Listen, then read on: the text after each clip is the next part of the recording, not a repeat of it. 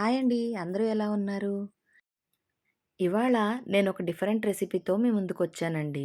ముందుగా ఒక గిన్నెలో ఒక 4 కప్పుల వరకు నీళ్లు ఎసరపెట్టుకొని, అందులో కొంచెం సాల్ట్ వేసుకొని, ఆ నీళ్లు మరిగిన తర్వాత నేనిప్పుడు చూపించినవి మల్టీ మిల్లెట్ పాస్తాలండి.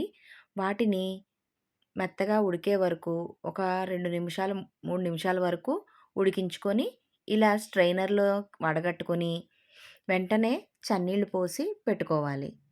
అంటే మామూలు నీళ్ళేనండి. చన్నీళ్ళంటే నార్మల్ వాటరే వేసుకొని అంటే ఇంక ఉడకకుండా పేస్ట్ అయిపోకుండా ఉంటుంది.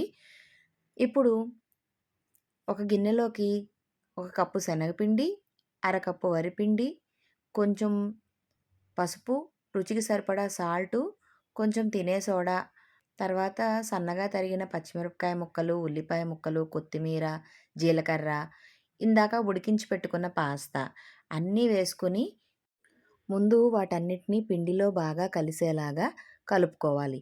తర్వాత కొంచెం వాటర్ వేసుకొని పకోడీ పిండిలా తడిపి పెట్టుకోవాలి. ఇప్పుడు కడాయిలో నూనె వేడి చేసుకొని, నూనె కాగిన తర్వాత చిన్న చిన్న పకోడీల్లా వేసుకుంటే ఎంతో టేస్టీగా ఉండే మన రెగ్యులర్ పకోడీనే కొంచెం డిఫరెంట్‌గా రెడీ అయిపోతుందనమాట. ఈ పకోడీల్ని స్టవ్‌ని లో ఫ్లేమ్ మీద మాత్రమే పెట్టుకొని వేయించుకోవాలి. లేకపోతే లోపల పిండి ఉడకదు, బయట మాడిపోతుంది. లో ఫ్లేమ్ మీద పెట్టుకొని వేయించుకుంటే లోపల నుంచి పిండి ఉడికి చాలా టేస్టీగా ఉంటాయి.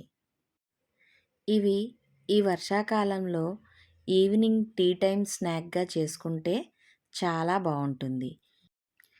ఈ వీడియో మీకెలా అనిపించిందో నాతో షేర్ చేయండి. మా coffee with snacks ready. Thank you.